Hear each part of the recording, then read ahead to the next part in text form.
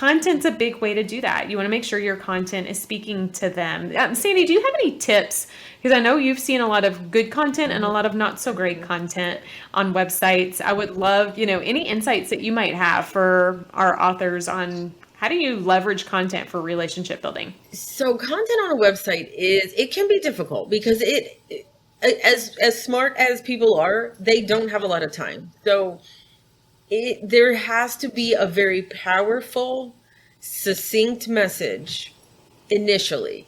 They need to know why they're there. If that messaging is not what they expect from maybe your social media post or something else, it's a disconnect and they're going to leave.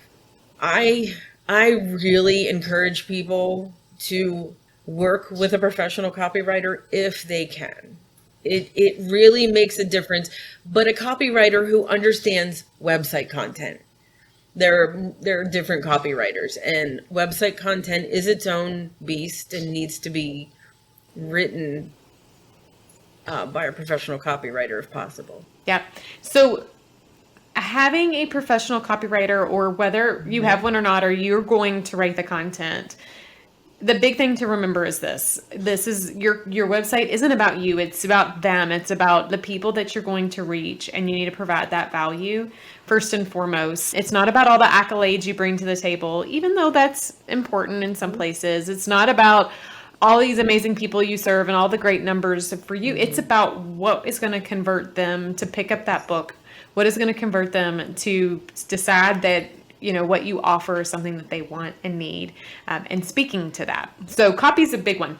The second one I want us to touch on, and this is important because it allows for regular engagement and communication, is like an opt-in or a lead magnet. So for those who, again, and I throw out some marketing terms that some of my authors out there listening, Sandy, are like, those don't make sense. But an opt-in and a lead magnet, just as a level set, is something that is like a trade-off. They're going to give you their email, and you're going to give them something in return. It's something that they opt in for, and it needs to be something that they think is valuable enough to hand over their limited website or email real estate for. Yes. So having an opt-in, I almost think, Sandy, I'd love your thoughts, but I almost think having an opt-in isn't a nice to have. It's a must on a website. Yeah, I agree. I think, like you said earlier, people will not come to your website every day. And the best way for you to engage them on a platform that you can control is email marketing. You can write your emails, you can engage with them. They can reply. I don't think a lot of people realize that you can have a conversation in email, in an email marketing tool. So if you're using MailChimp or ConvertKit, it doesn't matter what you're using, people can reply. You can ask for feedback. You can, really engage with them in a way that you can on your website. 100%. And that is why it's important in that lead magnet to give them something that they want so that they're willing to come back for that. So some ideas could be a book chapter download. I would say that's probably one that most people do. It's not my favorite. But it's an option. You could do extra book bonuses, maybe how to use the book in a book club, how to leverage some of the messages through reflections or affirmations, even a meditation series. You could do a giveaway. You could do a limited series podcast that you can only get if you opt in. It's not anywhere. It's on a unlisted platform. You could do a value add piece. This is something like, let's say your book has a framework in it. Maybe you have access to how they can use this framework in their own lives.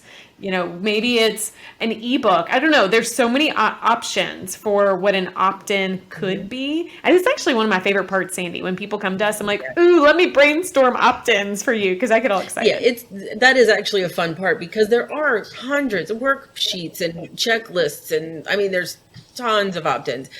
Right. But it does not have to be a text opt-in either. It can be a video opt-in. It can be an audio. I've seen people do affirmations or a small video series. It could be an email series or an email challenge.